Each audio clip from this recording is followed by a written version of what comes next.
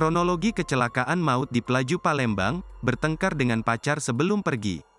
Terjadi kecelakaan di kawasan Pelaju, tepatnya di Jalan Ayani, Kelurahan 9-10 Ulu Kecamatan SU1, Palembang, tepatnya di depan toko roti New Holland, Jumat, tanggal 8 Maret tahun 2024. Pantauan tribunsumsel.com, terlihat mobil tersebut ringsek di bagian depan dan atasnya. Akibatkan satu korban tewas dan 5 temannya harus dilarikan ke rumah sakit, Jumat, tanggal 8 Maret tahun 2024. Sopir tewas yakni Adrian Argendi warga Jalan Merintai Dusun 6 Sungai Pinang Kecamatan Rambutan, Banyuasin. Kasat Lantas Polrestabes Palembang, AKBP Emil Eka Putra didampingi Kanit Laka, Ibtu AR Sikakum mengatakan, kecelakaan bermula saat mobil Avanza bernopol BG1420JR yang ditumpangi kelima korban datang dari arah flyover Jakabaring hendak mengarah Simpang Tangga Takat, Palembang. Dari hasil olah di TKP, pengemudi mobil yakni Adrian, hilang kendali lantaran diduga melajukan mobilnya dengan kecepatan tinggi. Mobil hilang kendali dan terus mengarah ke kiri lalu menabrak median jalan.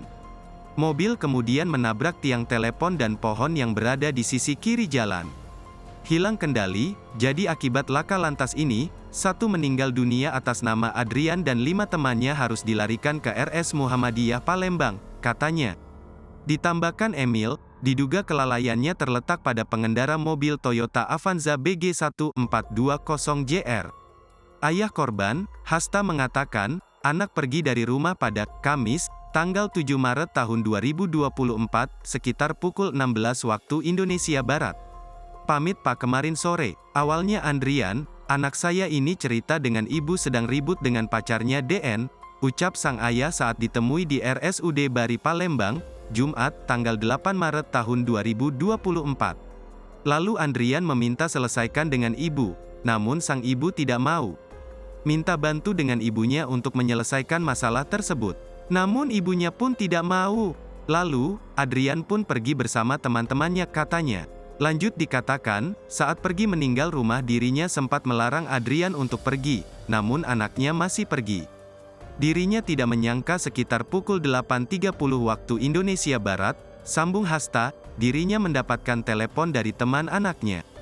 Dapat telepon Pak tadi, sekitar pukul 8.30, dari temannya, yang mengatakan Andrian meninggal dunia lantaran kecelakaan, ungkapnya sambil mengatakan langsung ke RS Bari Palembang. Dirinya pun tidak menyangka anaknya mengalami kecelakaan ini. Download Tribun X sekarang, menghadirkan lokal menjadi Indonesia.